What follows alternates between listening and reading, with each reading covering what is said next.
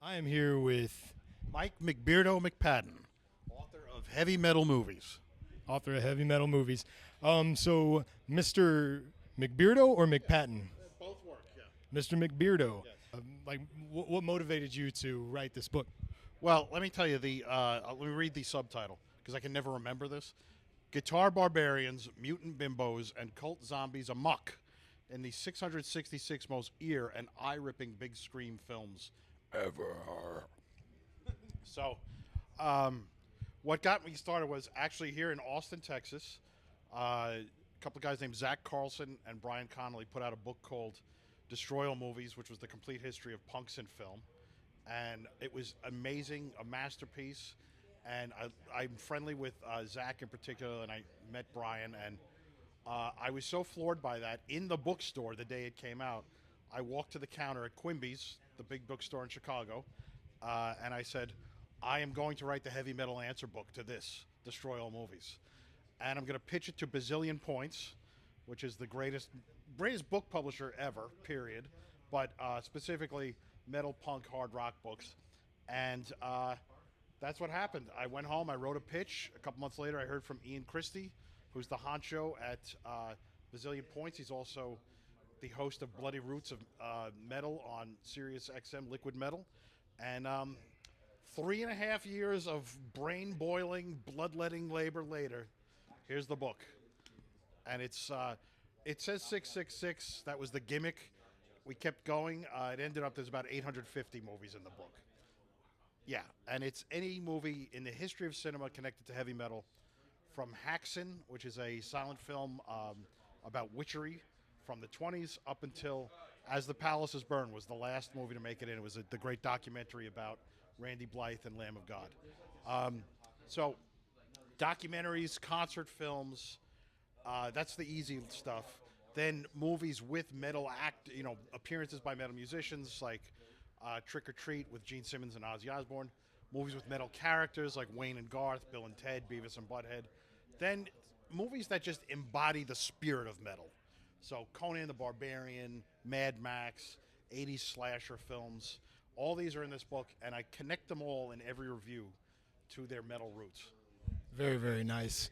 Do you have any bright points or dark points in the process of writing this that you'd like to share with us? Bright points was the day I realized it was actually finished, and dark points was every point up until it was great. And there was a point where I thought I've got to be halfway through this, and I made the list of all the movies I had watched and reviewed, and it was only like 100, and that was like the sky fell that day. But I just kept going, and I watched every movie that's in here that exists. And there's a handful. It's only like 5 or so that just don't exist anymore. Some movies I could only find pieces of because that's all that's left. But if it's in here, I watched it enough that I could write a good review of it, or a thorough review. They're not all good. So, Is Rock and Roll Zombies in there? Hard Rock Zombies? Hard Rock. Yes, yes. Now you're going to make me look for a movie called Rock and Roll Zombies. Yeah. Death Metal Zombies is another film that's in here. So yeah, they're all here. Yeah. Very nice. Have you always been a writer? Is this your first book or what?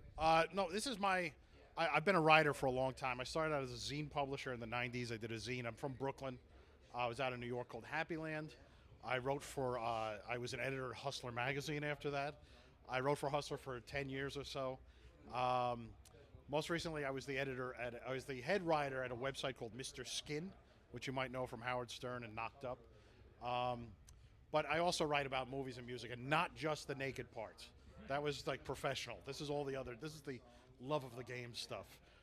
My first book was called If You Like Metallica, that came out in 2012. And that was just a job for hire. I mean, I think it's a good book, and I'm very grateful to have the opportunity.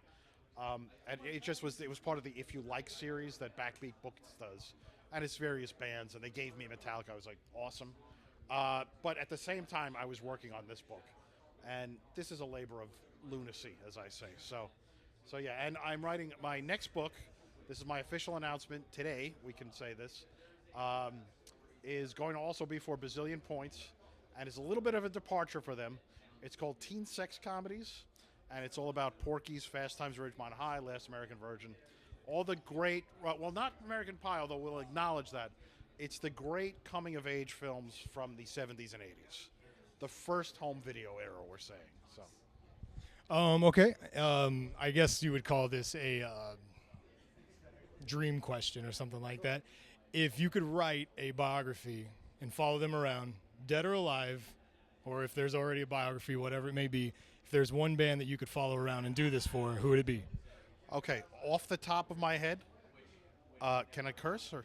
You can say whatever the fuck you want. Okay, we're in an age, a golden age of rock docs, and I really think the band Anal Cunt with Seth Putnam would be the perfect subject for a really good documentary, as well as a great book.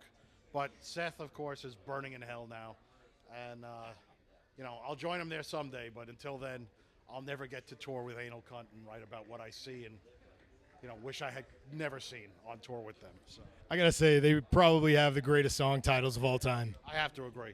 I mean, my number 2 choice would be The Mentors, and it's all the same reasons. So, yeah. All right, well, very cool. Thank you for your time, and good luck on the next book. Thank you so much. Thanks. And keep rocking, keep reading. That's my public service announcement. Thanks a lot. Thank you, sir.